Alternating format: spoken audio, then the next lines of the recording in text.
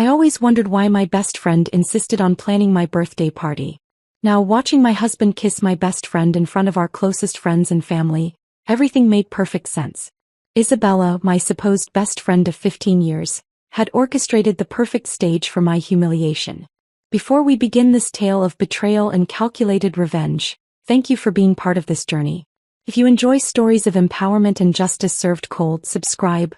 It's free. Let's watch Emma's masterful revenge unfold. The crystal champagne flute trembled in my hand as Sebastian, my husband of 12 years, cleared his throat for what I thought would be his annual birthday toast to me. The private dining room of Le Blanc, my favorite restaurant, was filled with intimate lighting and familiar faces, all carefully selected by Isabella, no doubt. Before we celebrate another year of my beautiful wife's life, Sebastian began, his voice carrying an unfamiliar edge that made my spine tingle. I need to share something important. He paused, his eyes not meeting mine but drifting to Isabella, who stood near the vintage wine cabinet, her red lips curved in what I now recognized as anticipation rather than friendship. The room held its breath. I felt my mother's hand squeeze my shoulder from behind, her instincts probably already sensing what I refused to acknowledge. The sterling silver fork I'd been fidgeting with clattered against fine china, the sound sharp in the suspended silence.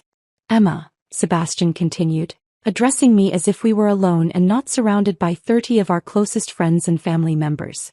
You've been an incredible part of my life, but sometimes love finds us in unexpected places. His words hung in the air like poison gas, slowly suffocating every happy memory we'd built together. Isabella stepped forward then, her emerald dress, the one I'd helped her choose last month, catching the light as she moved to stand beside him. The pieces clicked into place. Her insistence on planning this party, the secret phone calls that ended when I entered the room, the knowing looks exchanged at dinner parties. Sebastian and I have fallen in love, Isabella announced, her voice carrying the same tone she used when sharing recipes or gossip over our weekly coffee dates. We never meant for this to happen, but the heart wants what it wants. Someone gasped. Probably my sister Claire, always the dramatic one. But it was the scattered nervous laughter that followed that truly cut deep. These people, our people, were actually finding humor in this moment. I caught glimpses of uncomfortable smiles, witnessed the awkward raising of glasses as Sebastian continued speaking about new beginnings and following your heart. My father stood up abruptly, his chair scraping against the hardwood floor. How dare you, he started, but I raised my hand, silencing him. This was my moment, my humiliation, my story to control. I stood slowly, smoothing the black cocktail dress I'd bought specifically for this occasion. Well, I said, my voice steadier than I felt, I suppose this explains the mysterious weekend business trips and the new cologne. The room fell silent, all eyes on me. And Isabella darling, it certainly explains why you insisted I wear black tonight. How thoughtful of you to dress me for my own funeral. Sebastian had the audacity to look uncomfortable. Emma, we didn't want to hurt you. No?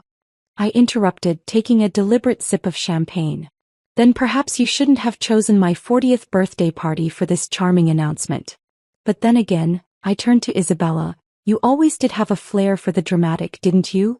I set my glass down with precise control, though every nerve in my body screamed for me to throw it. The diamond tennis bracelet Sebastian had given me for our 10th anniversary caught the light as I moved, and with deliberate care, I unclasped it and let it fall onto the pristine white tablecloth. You'll regret this, I said softly but with absolute conviction. It wasn't a threat, it was a promise. The slight falter in Isabella's smile, the momentary uncertainty that flickered across Sebastian's face, told me they caught my meaning. Emma dashed. Isabella stepped forward, reaching out as if to touch my arm. I stepped back, my movement so smooth it made her gesture appear clumsy. Thank you all for coming to celebrate. I addressed the room, my voice carrying the warmth of a winter storm. Please enjoy the cake. Isabella spent hours choosing it after all. It would be a shame to let all her careful planning go to waste. As I walked out of Le Blanc that night, head high and steps measured, I heard the murmur of conversations explode behind me. Let them talk. Let them speculate. They had no idea what was coming. Because while Sebastian and Isabella had spent months planning their grand revelation, they'd forgotten one crucial detail about me. I'd always been better at playing the long game. The cool night air hit my face as I stepped onto the sidewalk, and I finally allowed myself a real smile. They thought this was the end of my story. They were wrong. This was just the beginning. The morning after my birthday catastrophe, I vanished. Not physically, of course, but socially, I became a ghost. My phone buzzed incessantly with messages from concerned friends and family, each notification a reminder of the spectators to my humiliation. I let them all go unanswered. Instead of drowning in tears or wine, I channeled my rage into research. My laptop became my closest confidant as I dove deep into Sebastian's business dealings. As a corporate lawyer, I knew exactly where to look for the threads that would unravel his carefully constructed world. 12 years of marriage had given me intimate knowledge of his weaknesses, his secrets, and most importantly, his lies. Isabella's social media presence suddenly became fascinating reading material. Every perfectly curated post, every tagged location, every business connection. I cataloged them all. Her real estate empire, built on carefully cultivated relationships and a reputation for discretion, was her pride. How fitting that pride would be her downfall. I rented a modest apartment across town, using my mother's maiden name. The irony wasn't lost on me that I was now living in a space smaller than my walk-in closet at home. But this wasn't about comfort. It was about strategy. In this anonymous space, I could think clearly, plan meticulously, without the ghost of my married life haunting every corner. "Emma, please," my sister Claire begged during her third attempt to visit. "You need support right now." I simply smiled and closed the door. Support wasn't what I needed. I needed focus. The concerned looks and sympathetic platitudes would only slow me down. By day, I maintained my position at the law firm, my professional mask never slipping. My colleagues walked on eggshells around me, but I gave them nothing to gossip about. No emotional outbursts, no dramatic confrontations. Just calculated competence and an enigmatic smile that made them more uncomfortable than tears ever would. Late at night, I built my network. Anonymous email accounts, secure messaging apps, and careful documentation of every piece of information I gathered. Sebastian's business partners became unwitting allies as I posed as a potential investor, each conversation revealing new cracks in his corporate facade. Isabella's clients were surprisingly chatty when approached by someone interested in her unique business methods. The whispers of cut corners, undisclosed property issues, and creative accounting practices painted an interesting picture. Every revelation was carefully filed away, each piece fitting into my larger puzzle. I watched from afar as they flaunted their relationship, now free from secrecy. Sebastian moved into Isabella's penthouse, the one she'd bought suspiciously quickly after her divorce 3 years ago. They attended charity galas together, their photos splashed across local society pages. Each public appearance added another layer to my understanding of their routines, their vulnerabilities. The restraint required was excruciating. When I overheard my assistant mentioning that Isabella had been spotted ring shopping, I maintained my composure even as my nails dug crescents into my palms. When Sebastian's family law firm won a major case and he was photographed celebrating with Isabella at his side, I simply added the newspaper clipping to my growing collection. My father, ever the protective patriarch, tried to intervene. "Sweetheart, your mother and I are worried. You can't just disappear like this." But I could, and I had. The woman they knew, the perfect wife, the loyal friend, the predictable daughter, had died at that birthday party. In her place was someone far more dangerous. A woman with nothing left to lose and everything to gain. 1 month into my self-imposed exile, I received an invitation to a mutual friend's dinner party. Sebastian and Isabella would be there, celebrating their new life. I declined with a polite note about prior commitments. Let them think I was hiding in shame. Let them believe their betrayal had broken me. In reality, I was meeting with a former client of Isabella's, one whose luxury development project had mysteriously fallen through after her expert guidance. His story, combined with others I'd collected, was forming a pattern that any investigative journalist would find fascinating.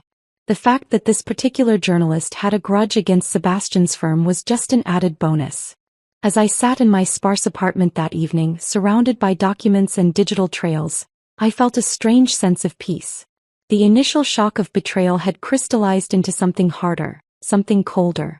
Every unanswered call, every declined invitation, every moment of silence was building anticipation for what was to come. They thought my silence meant acceptance. They assumed my disappearance meant defeat. But they'd forgotten the most important lesson about silence. It's not the thunder that kills you, it's the lightning you never see coming. I picked up my phone and finally answered one of the countless messages. A simple response to an old law school friend now working for the Securities and Exchange Commission. Yes, I'd love to have coffee and catch up. I have some interesting insights about local real estate developments I'd like to share.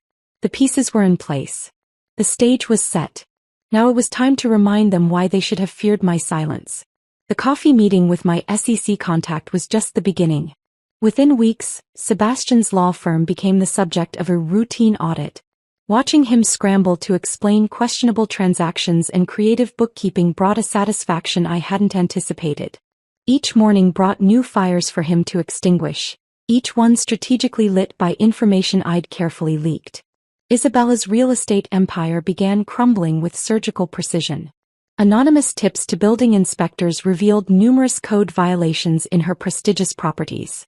Suddenly, her luxury developments were making headlines for all the wrong reasons. The whispers I'd cultivated about her questionable business practices grew into roars. I orchestrated their downfall like a symphony, each movement perfectly timed. While Sebastian was distracted by the SEC investigation, I made sure his biggest clients learned about his oversight in their recent contracts. It's amazing how quickly loyalty evaporates when millions are at stake. The prestigious corner office he'd bragged about for years now felt more like a glass cage. Did you hear about Isabella Monroe's latest project? The whispers at charity events grew louder. Apparently the foundation is unstable. The investors are furious. I sat at my own table at these events now, watching the society vultures circle their new prey. The irony wasn't lost on me that the same people who'd laughed at my humiliation were now eagerly participating in theirs. Sebastian's first major blow came when his firm's managing partners called an emergency meeting. I didn't need to be there to know what happened. My carefully planted evidence of his ethical breaches had found its way to exactly the right eyes. His name was removed from the firm's letterhead that same day. Isabella's breakdown was more public. During the grand opening of her latest luxury development, a group of angry previous clients staged a protest.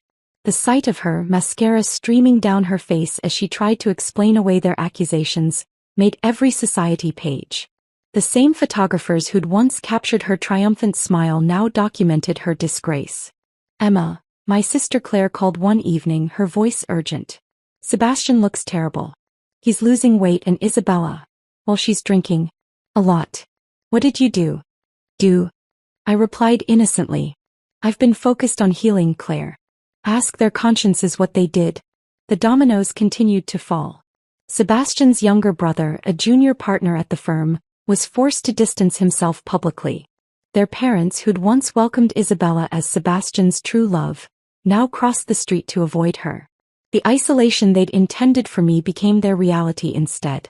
My masterstroke came in the form of an exposé in the city's most respected business journal.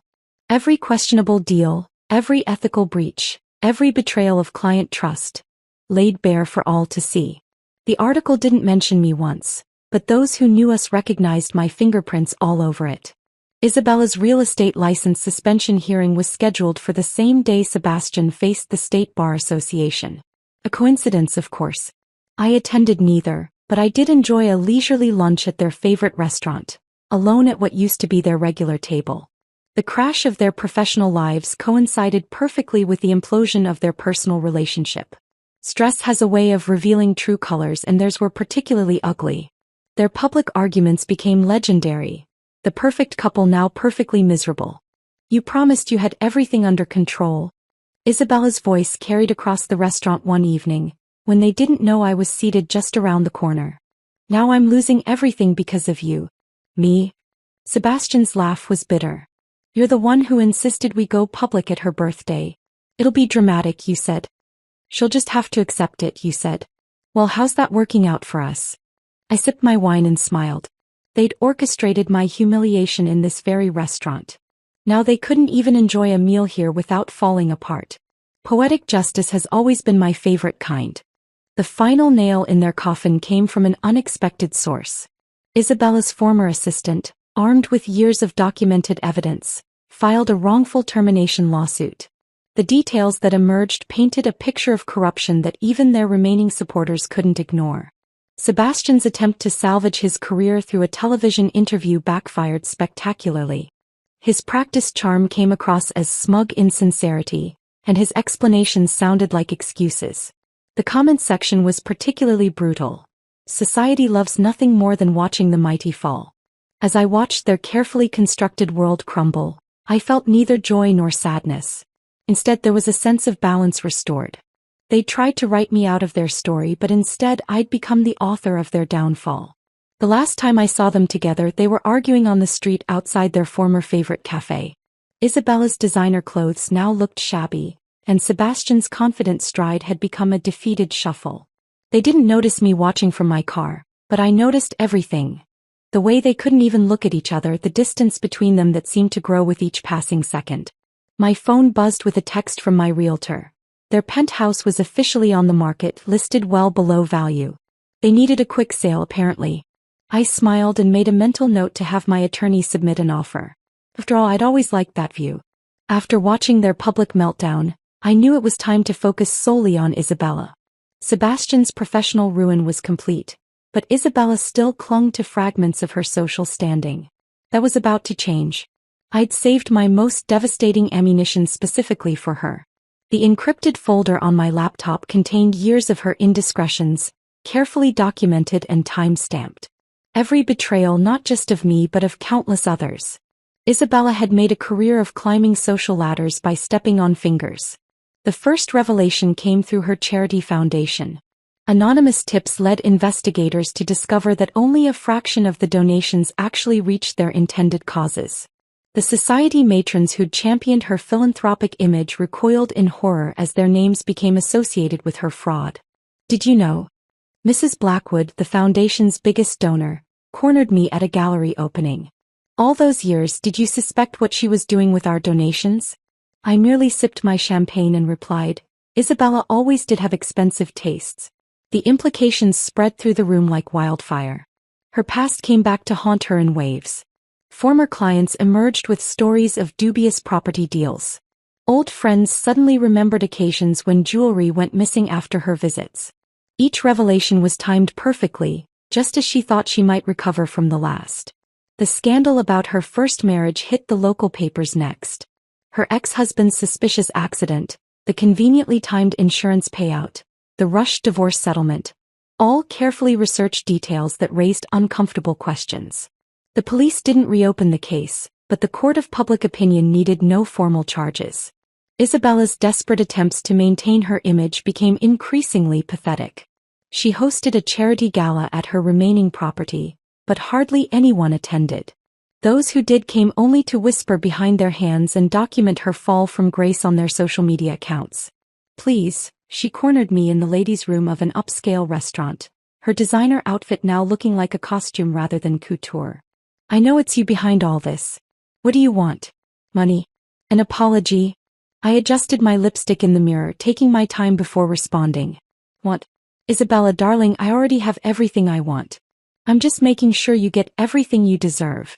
Her social isolation became complete when the Junior League, her pride and joy, voted to revoke her membership. The same women who'd once competed for her attention now pretended they'd never known her. Each invitation rescinded, every door closed, was another small victory. The final blow came from an unexpected source, her own mother. At a prominent social event, the elderly Mrs. Monroe publicly denounced her daughter's actions, tearfully apologizing to everyone her daughter had wronged. The video went viral in our social circle, effectively ending any chance of Isabella's redemption. I watched from a carefully maintained distance as she spiraled. Her polished appearance began to crack. Literally. Without access to her usual resources, her expensive maintenance routine faltered. The gray roots and aging designer clothes told their own story of decline. Her desperation peaked at a mutual friend's wedding, where she'd managed to retain an invitation through old connections. After too many glasses of champagne, she caused a scene, accusing various guests of abandoning her. Security escorted her out as she sobbed about loyalty and friendship, words that tasted like ashes in her mouth. Sebastian, already dealing with his own professional exile, finally cut all ties. Their love story, which had cost me my marriage, ended not with passion but with paperwork. He filed a restraining order after she showed up at his new modest apartment, creating yet another public spectacle. "You've destroyed me," she texted one night, her message riddled with typing errors. "Are you happy now?" I didn't respond. Instead, I forwarded the message to my lawyer, adding it to the documentation of her increasingly erratic behavior. Every desperate attempt to contact me only strengthened my position. The society columns that had once featured her charity work and business success now ran stories about her decline. Local socialites' shocking fall from grace became former reality star faces multiple fraud investigations. The trajectory was as swift as it was merciless. Her final public appearance was almost anticlimactic. At a small cafe where we'd once shared weekly brunches, she sat alone, her designer handbag now obviously counterfeit, her manicure chipped, staring into a cold coffee she couldn't afford to replace. Our eyes met briefly as I walked past with my new circle of friends, but I didn't acknowledge her. She'd become what she'd always feared most, invisible. That evening, as I sat in my newly purchased penthouse, her former home, I received a call from my sister. "Emma, don't you think this is enough? She's lost everything." I watched the sunset from the same windows where Isabella had once planned my humiliation. "No, Claire," I replied calmly, "she's just lost what everyone could see. There's still so much more to take." The call ended with my sister's worried sigh, but I felt no remorse. After all, Isabella had taught me an invaluable lesson about friendship. Some things are better destroyed completely. News of Isabella's complete social exile spread through our circles like a virus, infecting every relationship she and Sebastian had ever cultivated. Former friends were forced to choose sides, and self-preservation made their choice simple. The couple who had once been the toast of society now couldn't even get a decent restaurant reservation. My sister Claire's initial sympathy for them began to waver as more details emerged. "I can't believe the foundation money," she confessed over dinner at my new penthouse. "All those children's programs. How could she?" I simply nodded, letting the weight of each revelation do its work. The beauty of truth is that once it starts flowing, it creates its own momentum. Sebastian's family, particularly his younger brother Marcus, faced their own social crucible. At a charity board meeting, I watched Marcus squirm as questions about his knowledge of his brother's ethical breaches arose. His stammered denials cost him his position, though I hadn't even planned that particular domino. The ripple effect touched every corner of our shared world. The country club where Sebastian and I had spent countless weekends quietly revoked his membership. Isabella's prized position on 3 charitable boards vanished overnight. Even their favorite restaurants suddenly couldn't find their reservations. "You have to admire the thoroughness," remarked David, my new colleague at the firm that had eagerly hired me after Sebastian's disgrace. "It's like watching a masterclass in social demolition." I smiled behind my wine glass, appreciating the irony that my professional reputation had actually improved through this ordeal. Their families suffered collateral damage that even I hadn't anticipated. Sebastian's parents, once pillars of the community, found their own social invitations dwindling. His mother's bridge club suddenly had no openings. His father's golf partners developed scheduling conflicts. The taint of association proved surprisingly contagious. Isabella's younger sister, who had always lived in her shadow, seized the opportunity to distance herself completely. At a charity gala, I overheard her loudly proclaiming, "I always knew something wasn't right with her. The way she treated Emma, disgusting." The performance was a bit heavy-handed, but I appreciated the sentiment. The professional community's reaction was particularly fascinating. Law firms that had once courted Sebastian now warned their associates against any contact. Real estate agents who had fawned over Isabella's listings now refused to return her calls. Their names became cautionary tales in boardroom discussions. Even their domestic staff jumped ship. Their former housekeeper, Maria, now worked for me, bringing with her an intimate knowledge of their habits and vulnerabilities.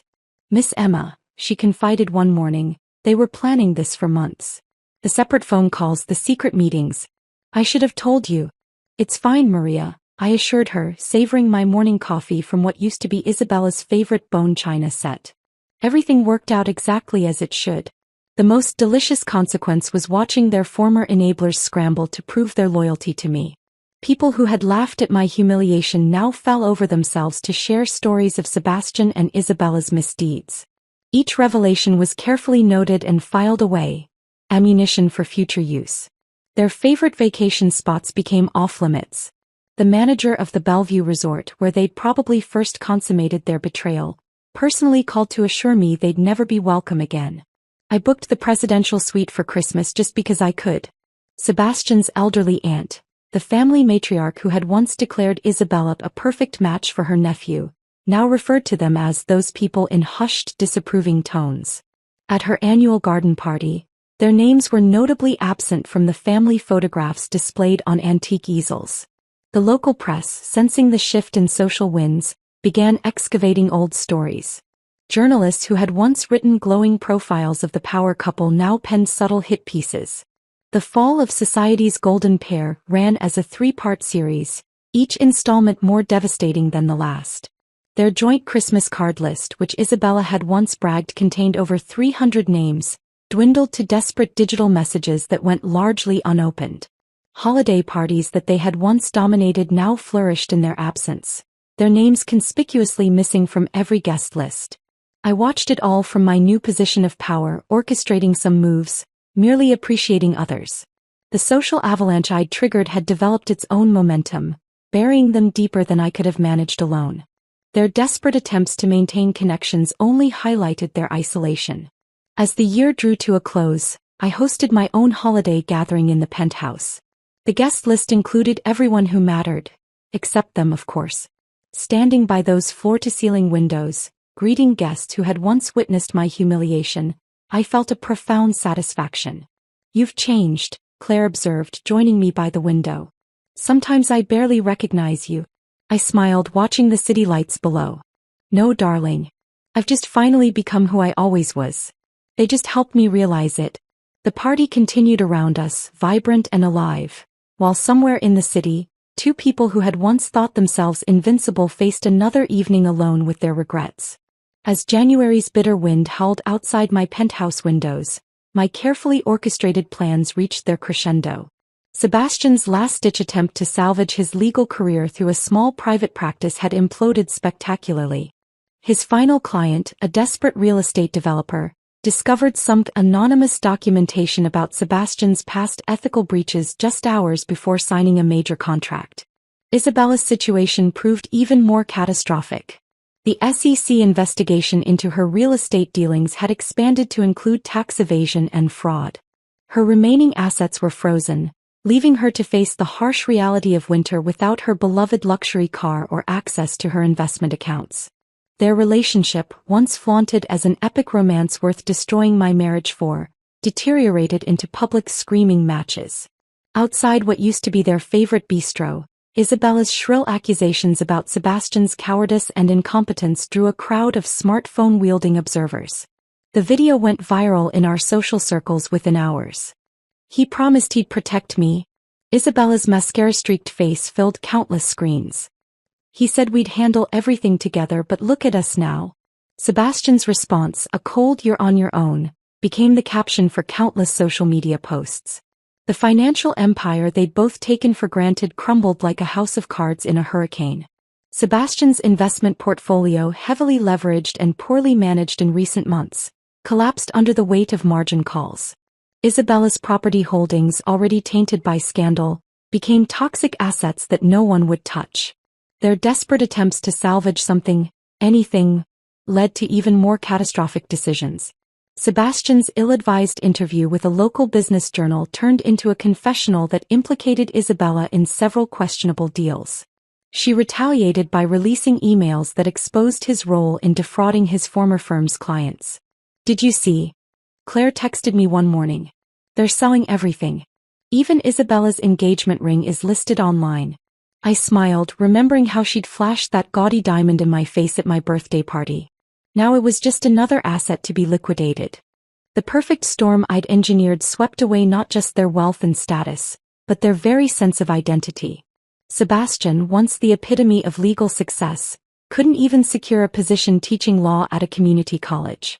Isabella, the social butterfly who'd prided herself on her networking skills, found herself blocked on every social media platform that mattered. Their final joint appearance at a court-mandated mediation session painted a picture of complete devastation. Sebastian's custom suits had been replaced by off-the-rack where that didn't quite fit. Isabella's designer wardrobe had given way to last season's bargain finds. They sat at opposite ends of the conference table, unable to look at each other. "You ruined everything," Isabella spat, her perfectly maintained facade finally cracking. "If you hadn't insisted on that stupid public announcement." "Me?" Sebastian's laugh was hollow. "You're the one who wanted to humiliate her. Let's do it at her birthday party, you said." "It'll be perfect," you said. "Well, how perfect does it feel now?" The mediator's report, which somehow found its way to my inbox, detailed their complete financial dissolution. Every joint asset, every shared investment, every remnant of their affair had to be sold to satisfy creditors and legal judgments. The mighty had not just fallen, they'd crashed and burned. Isabella's final attempt to resurrect her social standing through a tell-all blog post backfired spectacularly. Her version of events, meant to paint herself as a victim of circumstance and Sebastian's manipulation, instead revealed even more damaging details about their misconduct. The comments section became a battlefield of former friends and associates sharing their own stories of betrayal. Sebastian, facing disbarment and financial ruin, retreated to a studio apartment in a part of town he would have never deigned to visit in his previous life. His luxury watches, sports car, and even his prized golf club membership were sacrificed to keep the electricity on and food in his refrigerator. The storm reached its peak when their former social circle gathered for the annual charity gala, an event they had once dominated. Their absence was marked not by whispers of sympathy, but by casual discussions of their downfall, as if discussing last season's fashion trends. They had become cautionary tales, their names synonymous with hubris and betrayal.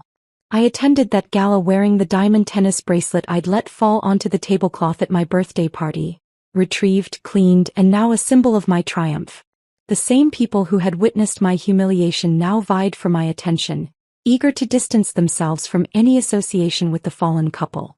That evening, as I sipped champagne and accepted condolences that sounded more like congratulations, my phone buzzed with a notification. Sebastian had been seen moving his remaining possessions into a motel on the outskirts of town. Isabella, according to reliable sources, had been reduced to asking former friends for temporary accommodation. The perfect storm had done its work, leaving nothing but wreckage in its wake. And I, standing in the eye of the hurricane I'd created, felt nothing but the calm satisfaction of a job well done. They had tried to write me out of their story, but instead I had become the author of their destruction. The knock on my penthouse door came at precisely 11:47 p.m., exactly 1 month after the charity gala.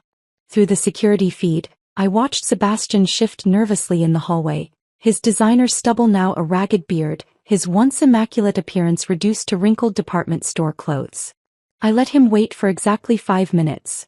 1 minute for each year he and Isabella had been secretly seeing each other behind my back. When I finally opened the door, the man before me barely resembled the confident attorney who had humiliated me at my own birthday party. "Emma," he croaked, his voice hoarse. "Please, I need to talk to you." I leaned against the doorframe, taking in every detail of his deterioration. The dark circles under his eyes, the trembling hands, the scuffed shoes, each imperfection a small victory. "Well, this is unexpected," I said coolly. "Shouldn't you be comforting Isabella? I heard she's been having quite a difficult time finding housing." "Isabella's gone," he said, his words tumbling out. "She left the country yesterday. Dubai, I think. Some distant cousin offered her a fresh start." He laughed bitterly. "She didn't even say goodbye." "How tragic," I replied, my voice dripping with mock sympathy. "Love's young dream, ended so soon. Please do come in. I believe you know where everything is. You did help pick out most of the furniture." He followed me into what used to be his living room, his eyes darting around like a trapped animal. The space had been completely redecorated, every trace of their former life together erased. Only the view remained the same, the glittering city lights that had witnessed so many of their secret rendezvous. "I know it was you," he said suddenly, sinking into a leather armchair. "All of it. The SEC investigation, the leaked documents, the social isolation. You orchestrated everything." I poured myself a glass of wine. the same vintage we'd served at our wedding. Did you really come here just to state the obvious, Sebastian? That's not very lawyer-like of you. I'm not a lawyer anymore, he whispered, the words seeming to physically pain him. Thanks to you I'm nothing. No career, no money, no future. Even Isabella. He trailed off, running his hands through his unkempt hair. Ah yes, Isabella. I savored her name like a fine dessert. Your true love.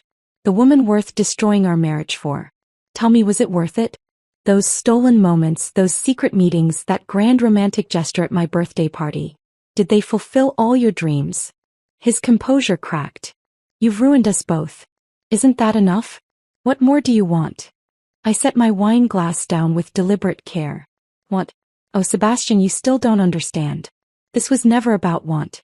This was about deserve. You and Isabella needed to learn that actions have consequences. Consider it a lesson in karma. We made a mistake, he pleaded, tears forming in his eyes. We never meant to hurt you like this. We fell in love. The laugh that escaped me was genuine. Love? No, darling. What you and Isabella had was convenience wrapped in lust, sprinkled with the thrill of betrayal. Real love doesn't need an audience for its declarations. Real love doesn't humiliate its obstacles. He stood suddenly, anger briefly overcoming his desperation. You're enjoying this, aren't you? Our suffering, our destruction. It's all just entertainment for you. Entertainment. I moved closer, my voice dropping to a whisper. No, Sebastian. This is justice. You and Isabella chose to make a spectacle of my humiliation. I simply returned the favor on a grander scale. I'm sorry, he choked out, falling back into the chair. God, Emma, I'm so sorry. Please. There must be something I can do, something to make this right. I studied him for a long moment, taking in the complete picture of his breakdown. The mighty Sebastian reduced to begging in what used to be his own home. There is nothing you can do, I said finally. Nothing you can say. This is exactly what I promised you that night. Regret. Pure, complete, consuming regret. Emma, please. Goodbye, Sebastian, I cut him off, moving to the door. I trust you can find your way out. After all, you were always so good at exits. As the door closed behind his slumped figure, I returned to my wine and the city lights. Somewhere in Dubai, Isabella was probably discovering that her cousin's offer of help came with strings attached, strings I had carefully arranged. And here was Sebastian, broken and alone, finally understanding the true cost of their betrayal. My phone buzzed with a text from Claire. Is it done? Are you finally satisfied? I smiled, typing my response. Almost. There's just one more scene left to play. Because while Sebastian's breakdown might signal the end for him, it was just another step in my carefully choreographed dance of revenge. After all, some lessons need to be absolutely unforgettable. After Sebastian's late-night breakdown, I found myself standing in my penthouse, staring at the chair where he had sat. The victory I'd orchestrated was complete. Sebastian broken, Isabella exiled, their love story transformed into a cautionary tale. Yet something unexpected lingered in the air, an emotion I hadn't planned for. My phone lit up with a message from my private investigator in Dubai. Isabella's fresh start had evolved exactly as I'd arranged. Her cousin's offer of help came with strings attached, specifically, a position as a glorified secretary in his company, a far cry from her former real estate empire. The photos showed her in modest clothing, head bowed, sorting mail in a cramped office. I poured another glass of wine and settled onto my balcony, the same spot where Sebastian and Isabella had probably plotted my humiliation. The city sprawled before me, indifferent to the drama that had unfolded in its midst. A year had passed since my birthday party, a year of calculated moves and precise strikes, each one designed to dismantle their lives piece by piece. Claire visited the next morning, concern etched on her face. I saw Sebastian yesterday, she said, accepting the coffee I offered. He was working as a paralegal at some strip mall law office. He looked destroyed. Isn't that what I wanted? I mused, more to myself than to her. Is it? She studied me carefully. You've won, Emma. They've lost everything. But looking at you now, I have to ask, what have you gained? The question caught me off guard. What had I gained? Professional success, certainly. Social status, undeniably. The penthouse, their former friends, their possessions, all mine now. Yet sitting there with my sister, I felt a strange emptiness where satisfaction should have been. That evening, I discovered an old photo album while reorganizing my closet. Pictures of Sebastian and me in happier times, of Isabella and me as genuine friends. Before the betrayal, before the revenge, before everything changed. I traced our smiling faces, remembering the trust I'd once felt, the love I'd believed in. Was it worth it? My father asked during our weekly dinner. All this energy, all this time focused on destroying them? I thought about Sebastian's tears, about Isabella's exile, about the perfect execution of my revenge. They deserved everything they got, I replied, but the words tasted different now. Later that week, I received a letter from Isabella, postmarked Dubai. Her once elegant handwriting was shaky, the paper tear-stained. She wrote of regret, of loneliness, of understanding too late the true cost of betrayal. I should have felt triumphant reading her words. That I felt tired. Sebastian's final attempt at contact came through a mutual friend. He'd started volunteering at a legal aid clinic, helping people who couldn't afford representation. He's trying to find redemption, our friend said. He talks about you sometimes, about how you taught him the hardest lesson of his life. I spent a long night on my balcony reflecting on the past year. The meticulous planning, the careful execution, the sweet taste of revenge. It had consumed me completely. I'd become a master orchestrator of destruction, but at what cost to myself? Claire found me there the next morning, still in my thoughts. You know what's ironic, she said, joining me at the railing. In destroying them, you've transformed yourself. The question is, do you like who you've become? The truth hit me with unexpected force. In executing my perfect revenge, I'd changed fundamentally.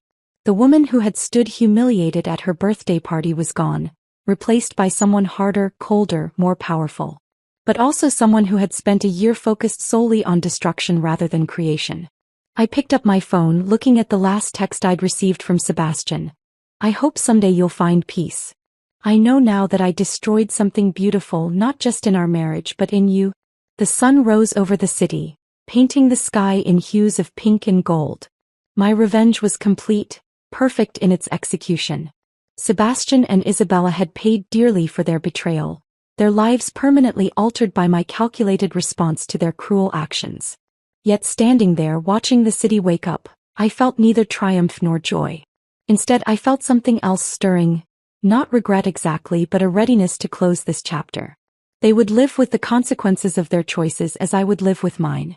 So, Claire asked softly, what now? I smiled, a real smile this time, not the cold one I'd perfected over the past year. Now I think it's time to write a new story. One that's not about them at all. The sweet victory I'd imagined had turned out to be something different. Not hollow exactly, but transformative in ways I hadn't anticipated. I had won completely and utterly, but the triumph had changed me just as much as the original betrayal. It was time to discover who I could be when revenge wasn't my driving force. After all, the best revenge might just be living well without them occupying any space in my thoughts at all. 2 months after my final reflection on the balcony, I found myself sitting across from David Anderson, a venture capitalist who'd been following my strategic dismantling of Sebastian and Isabella's empire with professional interest. Your execution was flawless, he remarked, sliding a proposal across the polished conference table. That kind of precision, that attention to detail. Imagine what you could do if you focused it on building something instead of destruction. The opportunity he presented was ironic. A chance to revitalize struggling businesses, to transform them rather than destroy them. My experience in corporate law, combined with what he called my exceptional understanding of human nature, made me uniquely qualified for the role. I accepted the position the same day I donated Isabella's remaining designer clothes to a women's shelter. The symmetry felt right. Discarding the last vestiges of revenge while embracing a new direction. Claire noticed the change immediately. There's light in your eyes again, she observed over brunch at a new cafe, far from any of the old haunts. You're not just existing anymore. You're living. My first project involved salvaging a family-owned real estate firm on the brink of collapse. The irony of helping rather than destroying a real estate business wasn't lost on me. But the satisfaction of watching something flourish under my guidance proved unexpectedly addictive. News of Sebastian and Isabella occasionally reached me through the grapevine. He'd found some measure of redemption in his pro bono work, helping people navigate the legal system he'd once exploited. Isabella had gradually adapted to her humbler life in Dubai, teaching English to businesspeople, a far cry from her real estate empire, but perhaps a better use of her networking skills. I sold the penthouse 6 months after my conversation with David. The memories it held, both of my marriage and my revenge, belonged to a different chapter. My new apartment, overlooking a quiet park rather than the bustling financial district, reflected the peace I'd finally found. Romance returned to my life unexpectedly. Alexander, a widowed professor I met at a charity event, approached relationships with the same thoughtful consideration I'd developed. Our connection grew slowly, built on honest conversations and shared experiences rather than social appearances. "You're different from anyone I've ever met," he told me one evening as we walked through the park below my new home. "There's a depth to you, like you've been through fire and emerged stronger." He wasn't wrong. The flames of betrayal and revenge had forged something new in me. Not the cold, calculating destroyer I'd become during my vendetta, but someone who understood both the price and the value of transformation. My professional success grew as I helped more businesses recover and thrive. The skills I'd honed destroying Sebastian and Isabella's world proved invaluable in identifying weaknesses and opportunities in struggling companies. Each success felt like another step further from the woman who'd stood humiliated at her birthday party. A year and a half after my birthday party revelation, I received 2 letters. The first, from Sebastian, was a formal apology accompanied by documents showing he'd established a foundation to help victims of financial fraud. The second, from Isabella, contained a simple message: "You won. But maybe we all needed to lose to find our way." I filed both letters away without response. Their words, their lives, their choices, none of it mattered anymore. My story had evolved beyond the boundaries of their betrayal. Claire joined me for dinner on the anniversary of that fateful birthday party. "Would you do it all again?" she asked, watching me closely. I considered the question carefully. "The revenge served its purpose," I replied. "It taught them consequences, yes, but it taught me something more valuable: my own strength. Now I choose to use that strength differently." My latest venture capital project involved creating opportunities for women rebuilding their lives after personal setbacks. The inspiration, though rooted in my own experience, had blossomed into something larger than revenge or redemption. "You've become quite the phoenix," Alexander observed one evening as I shared my plans for the foundation. "Rising from the ashes of betrayal to create something beautiful." Looking out over the park, watching families and couples enjoy the simple pleasure of a summer evening, I felt the last traces of bitterness fade away. Sebastian and Isabella's betrayal had sparked a transformation they never intended. Not just the calculated destroyer who'd orchestrated their downfall, but this final evolution into someone who could build, nurture, and grow. The woman who'd promised "you'll regret this" at her birthday party had kept her word. But the woman who emerged from that promise had discovered something far more valuable than revenge. She'd found her true power, not in destruction but in creation. The phoenix had indeed risen, but she soared now toward horizons her betrayers could never have imagined, leaving the ashes of the past where they belonged, behind her.